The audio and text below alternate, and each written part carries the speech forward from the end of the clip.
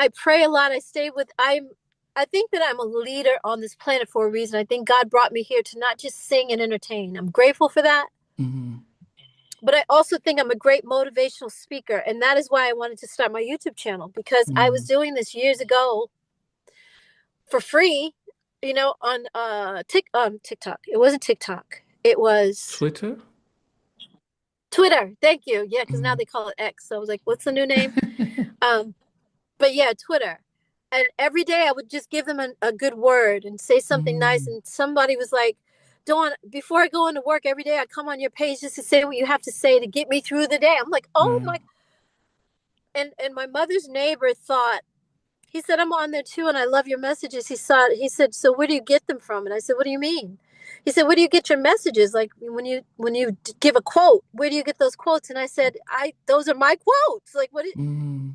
I said, sometimes if I watch Oprah, every Sunday she would have a show called Super Soul Sundays. Mm. And sometimes she would say something, or she'd have a guest on there and they would say something very profound. And I'm like, wow, I like that topic, but I would still use my own version of it. You know what I Mm. mean? So, yeah, and it would only be a line or two on Twitter.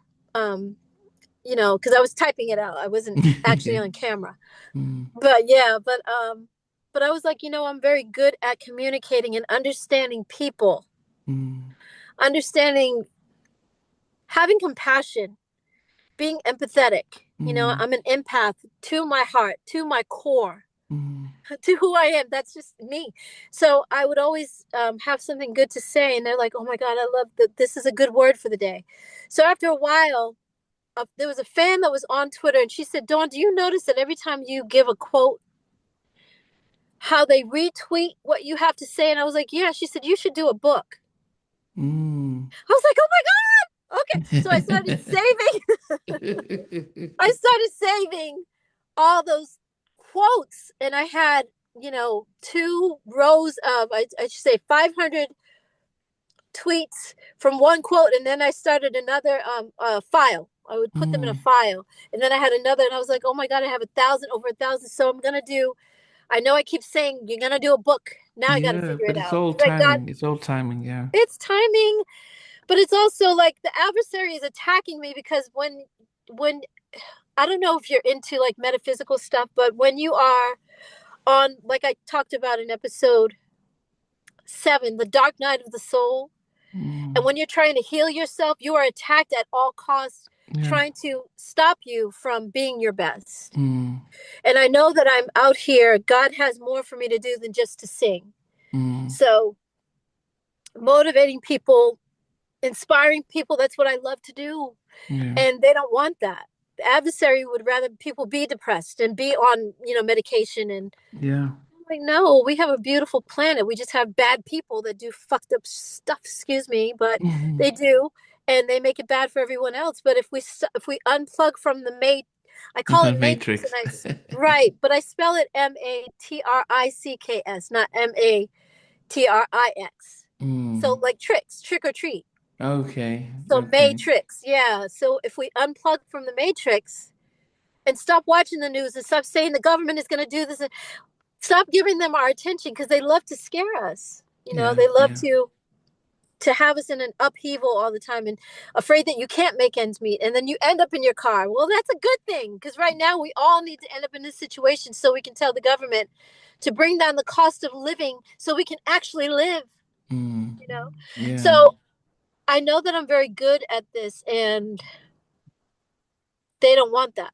Mm. So I'm attacked at all costs. I'm like, oh my gosh, you guys are attacking me again. Like, but it's okay. I keep going. I keep going. I keep going. I laugh. I get rid of their comments because they don't mean nothing. It's like you guys have nothing, literally nothing better to do than Mm. to come on my page today. I'm so glad that you had the chance to hang out, though, but you got to go. And so Yeah. I delete Yeah. them. Yeah. Yeah. Yeah. At that Yeah. point, I delete them. Yeah. No, people So always try and spread negativity and they do. bring you They up do. that cloud when they see So, your light. but the way he asked the question of how do I get through anxiety or what, I It don't was let anxiety criticism, get yeah. to me. I think it was Life is, criticism and more, yeah, yeah. It was criticism and all depression. That's what he was saying. But you said yeah. you don't let it get to you. Right. Criticism is hard. I remember J Lo was on an interview. I don't know if it was David Letterman or Jay Leno, one of them, but he asked her, "Wow, it must be hard. You know, you're on your fourth husband." I think she said, and he wasn't trying to be funny, but he was just like, "I Okay. know it must be hard to read all of these bad comments, you know, Mm. you know, reviews and stuff." And she said, "Why would I do that? I don't read that stuff. What, you know, because that's someone else's opinion of me, and they're Yeah. wrong." Yeah. You know what I mean? So I don't let anyone's opinion. I don't care who the hell it is. I've been Mm. like that since En Vogue. I used to be very timid when I first got in Vogue, and I found myself. I found my grown woman Dawn. I found that girl that needs to stand up for herself. And Maxine stood up for me one time, and then after that, I continued to stand up for myself. Mm. So yeah, I don't let people's criticism. What the hell? How can you criticize when what is your life doing? It's true. You've And not most walked people a that mile in my shoes, and yet you want to say absolutely. something. Yeah.